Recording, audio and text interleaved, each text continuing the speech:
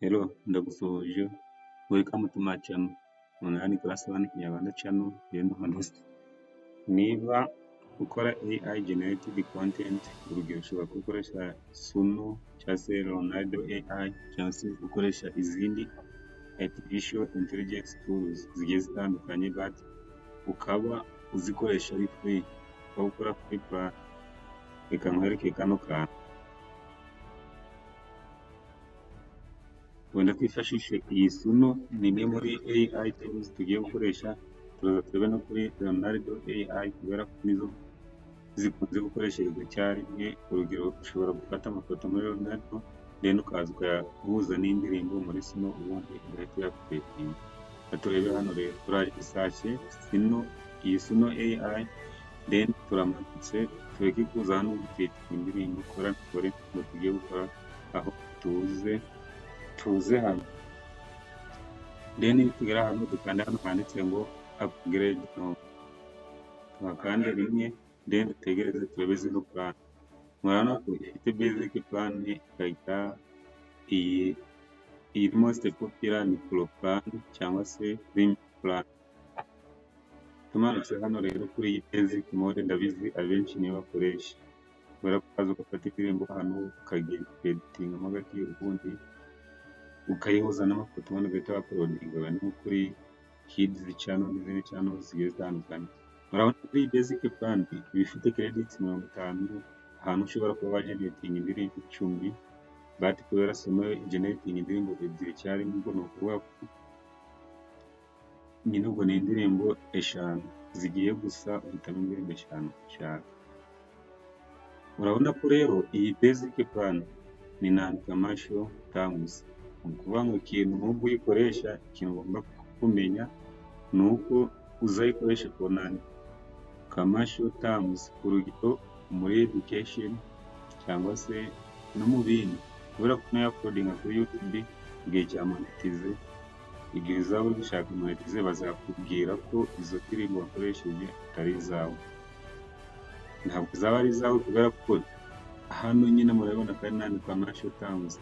Then uko wayifashe uhise uyikoresha kuri channel yawe ugiye kuuploadinga, then igihe cya monetization kirageze urapayize, ntabwo bazemera rero. Ahubwo icyiza cyangwa se kimeze nk'inama ni uko wazayishyura wenda rimwe ugafata amafaranga ugashyira ku ikarita yawe ugakoresha iyi pro plan, kubera ko iyo iremewe kuba wakoreraho indirimbo then ukaba wayishyira ahantu nyine uzagera ukabyaza amafaranga, urugero nko kuri YouTube cyangwa se kuri Instagram, kuri TikTok n'ahandi hantu hagiye hatandukanye, ushobora kuba uri guteganya wazakorera amafaranga. Okay, na ChatGPT nuko nayo niba ari basic mode yo gukoresha, ntabwo uzayikoresha ku bintu byo kubyaza amafaranga. Ikindi ni uko hano hasi kuri Suno AI ushobora gukora login as a student. Ni student pro plan ni $5. Niba uzi ko uri umunyeshuri uzagenda ukore login then uze activating iyi student pro plan $5.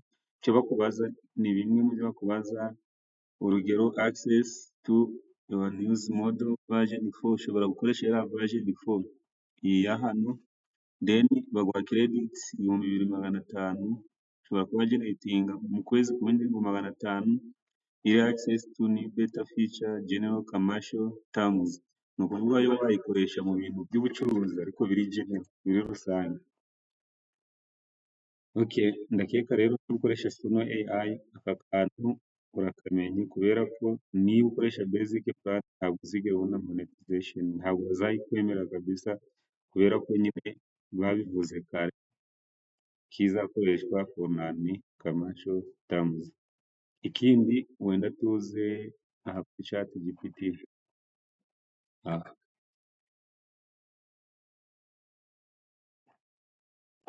tuyibaze wenda Leonardo, no reka tuyibaze ngo Ken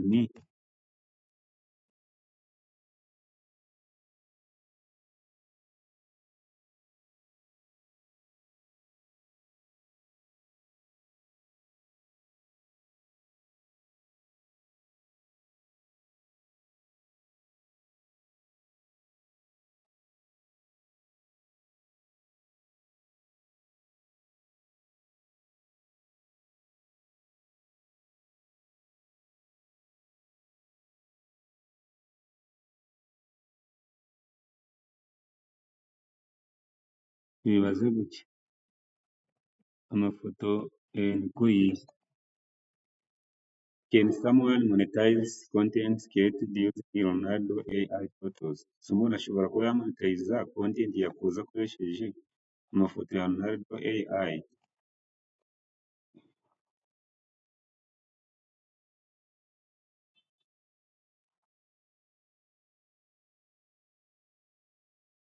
Ni ukuvuga ngo monetizing content created with Leonardo AI images depends on its license terms and the platform's monetization policies like YouTube, its or Patreon. Here is what you should consider.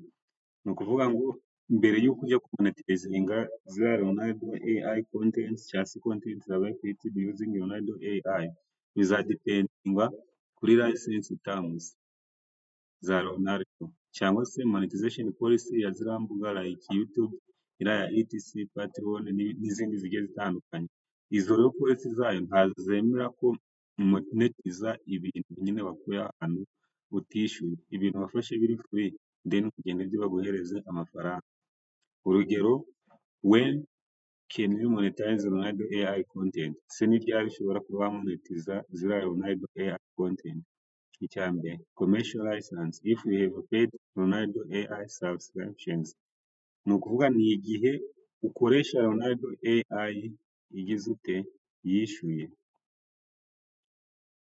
Urugero, ushobora gukoresha pro plan hari Leonardo AI irahari or typically get commercial usage right. Cyangwa se igihe Leonardo AI yaguhaye uburenganzira bwo kuyikoresha ku bintu bijyanye n'ubucuruzi. Ibindi, igihe when you may face monetization issues. Ni ryari uzahura n'ikibazo cya monetization igihe uri gukoresha Leonardo AI content is free. There limitation. If you are using free version, there may be restrictions on commercial use. Ni ukuvuga niba ukoresha version iri free ukabona amafoto ya Leonardo, ntabwo ari restriction, mbese ni nk'umupaka kugira ngo ube wayakoresha for commercial cyangwa se ibintu bijyanye n'ubucuruzi. Okay, ndakeka rero niba ukoresha ziriya AI generated content ukaba utazishyura cyangwa se ukaba nta plan n'imwe ukoresha, ntuzatekereze ko weho uzakora monetization ubundi bakaguhereza amafaranga. Okay, ndagushimiye rero, ndakeka hari AI tools nyinshi njya nerekana ukuntu ushobora kuba wazikoresha like izi mvuze nka Suno AI, Leonardo AI, School AI n'izindi nyinshi zigiye zitandukanye, but izo zose niba uzikoresha ku buryo buri free ntuzatekereze ko